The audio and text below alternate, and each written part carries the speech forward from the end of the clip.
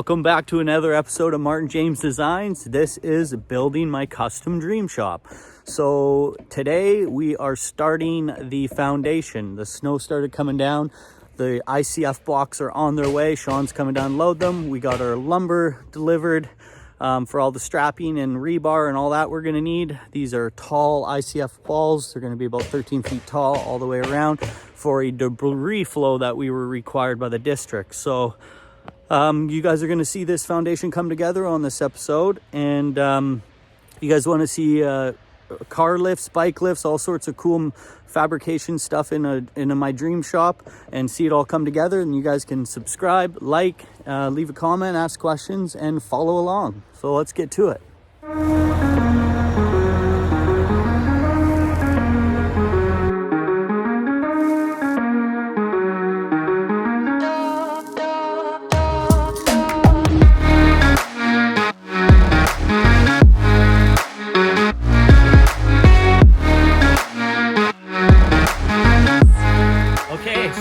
Foundation just started today, and this is how much Shawn got done. He's working by himself. He's a Nadura expert when it comes to the ICF foundation. So let's go have a look and see what he's got done. The side of the building where he's working near the man door there. Then there's a motorcycle garage door over in the back corner. The big 18-foot garage door is in the front.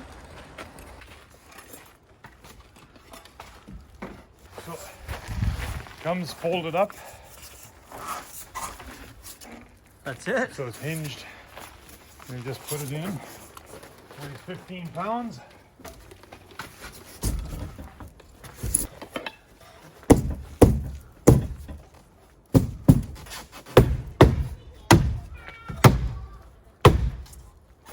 It's like a giant Lego block. That's pretty well all it is.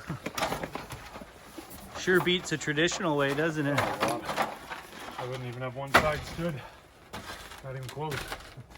You'll see all of these lines. Yeah. They're 2-inch increments. All of these diamonds are 8-inch increments. Okay. So if I want to do a 50-inch panel without even a tape measure, I know that 12, 24, 32, 40, 48, and 2 is 50. So wow, so you don't even need a tape measure. Most of the time, no. Wow.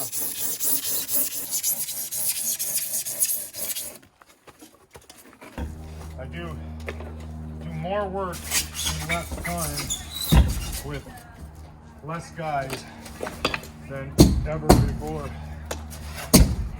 Yeah.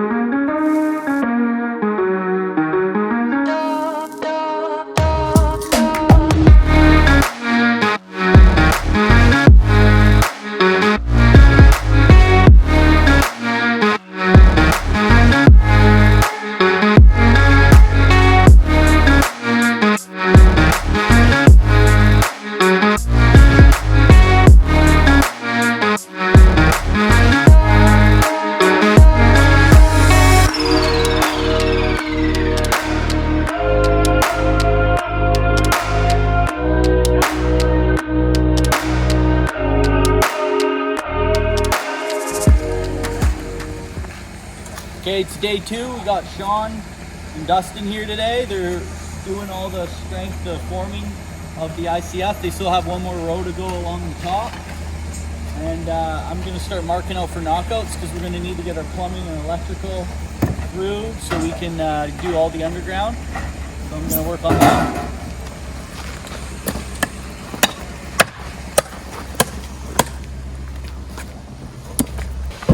So hey Shawn, where's the finished grade then?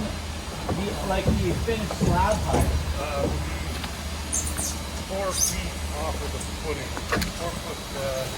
4 foot out here. So 4 feet is then we have 4 inches of slab insulation, so 8 inches down from that. But this will be a 12-inch slab thickening onto the wall. Okay, so that's. So this is the farthest I'm coming up through here. Okay, and through those 2 doorways. Okay, so then I can come up. And can I put my knockout any height in here? Anywhere you want. It doesn't matter, or you'll create a channel or just a box? So what I'll do with what I do is just give me 1 second. Let's just say we're right here. Yeah. So what I do is for this stuff, depending on the size of your knocker, but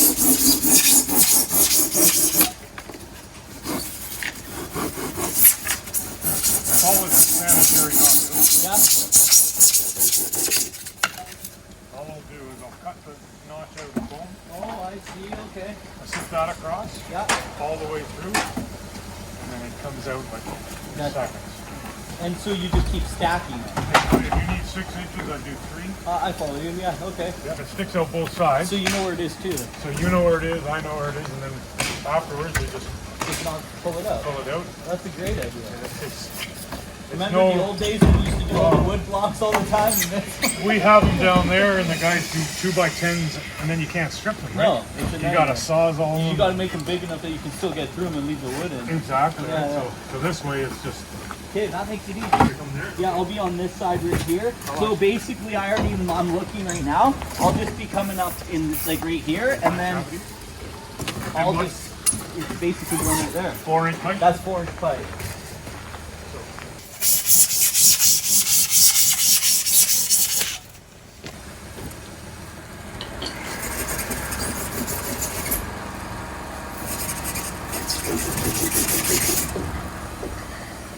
Working with styrofoam, it's easy to put all your knockouts in. You don't have to core the holes later.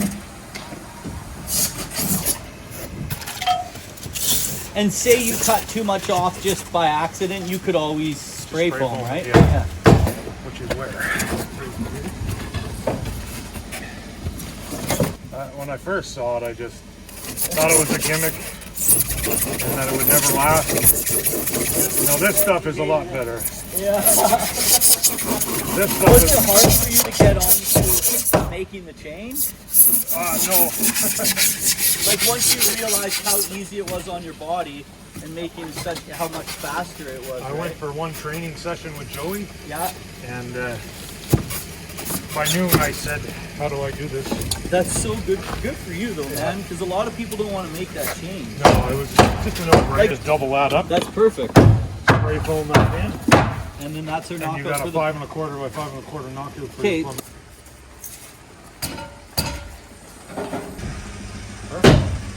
Hey, Shawn, can you give me a little rundown on what these are on the side walls here? Snap ties. Yeah, so what's the difference between that and not needing them with like So- disc brakes? These are your ties in, and they come already. It comes like this, and then you just open it up, and that's your tie. So this system is just for bracing and keeping your walls straight. Yeah, so that's all this is doing is just holding it straight. Yeah. So do they connect from one side to the other, or you No. only don't need it on the inside? Inside, and then we'll have turnbuckles come down, Okay, so it supports and it. then scaffold brackets and a walkway, Okay. which you'll see later on. So these keep these inside ties keep the concrete inside from separating, Yep. and then these keep the wall perfectly. You put turnbuckles. So on you every need one of nothing these. on the outside. Nothing.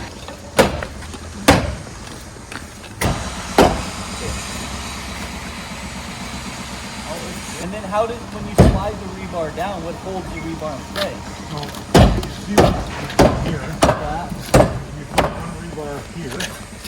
We put one rebar in this channel, and on the next one up we put it here. Oh, I see. So it offsets it. So then we slide the bar down and it comes into this cavity, and that's So, but it doesn't have to tie into anything. It just sits no, close? because it doesn't. It can't move this way, so Yeah. it stays on the plane. Oh, I It see. could move a little bit this way, but Yeah. it stays on the plane that the engineer wants it on. And then that So makes Henry wants it on this side of the wall for here and there, sense. Yeah. and in there he wants it on the inside for So you can control it. So I'm over there, I put it here, and then I put it there. No, that's perfect. And then when it slides down, Yeah. and we tie the top just to keep it from moving. being too far. But Wow. So even the rebar's faster. oh yeah, like I mean this is going to be less than a day, 3-man days, and it's going to be up, it's going to be closed.